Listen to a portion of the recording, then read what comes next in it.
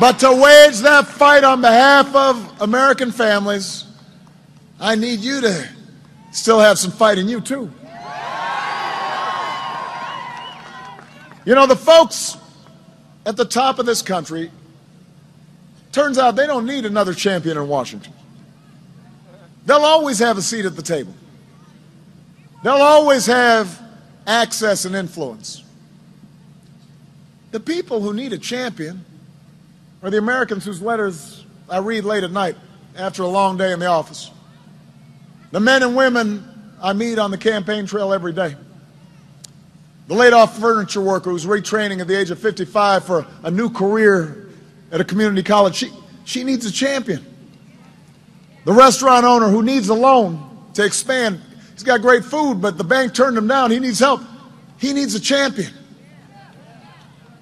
The cooks and the waiters and cleaning staff working overtime in a hotel in Des Moines or Vegas, saving up to buy a first home or send their kid to college, they need a champion.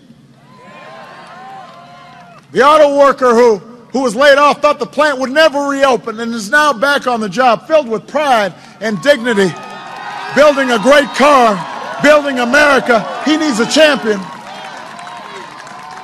The teacher in an overcrowded classroom with outdated school books, digging into her own pocket to buy school supplies, not always feeling like she's got the support she needs, but showing up every day because she knows that this might be the day that she's got a breakthrough and she makes a difference in one child's life. She needs a champion.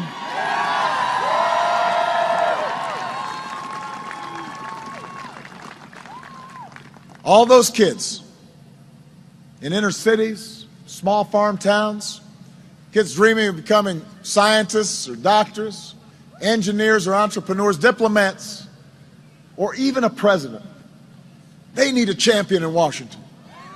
Because the future will never have as many lobbyists as the status quo. Children don't have lobbyists the way oil companies or banks do, but it's the dreams of those children that will be our saving grace. That's what we fight for. That's why I need you, Iowa, to make sure their voices are heard, to make sure your voices are heard. And that's why we've come too far to turn back now. We've come too far to let our hearts grow faint. Now's the time to keep pushing forward, to educate all our kids and train all our workers and to create new jobs and rebuild our roads and bring back our troops and care for our veterans and broaden opportunity and grow our middle class and restore our democracy and make sure that no matter who you are or where you come from or how you started out, what you look like, who you love, what your last name is, here in America you can make it if you try. That's what we're fighting for.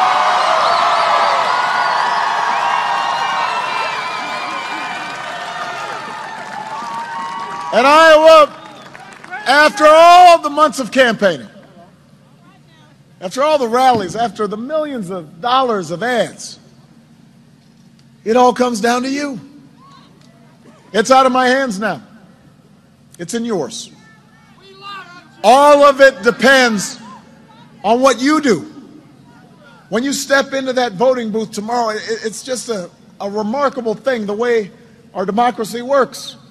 And at a certain point, all this effort and all these campaign rallies, and then it just comes down to each of us as citizens. All of it depends on you bringing your friend or your neighbor, your coworker, your mom, your dad, your wife, your husband to the polls. That's how our democracy is supposed to be. The single most powerful force in our democracy is you. Moving this country forward begins with you.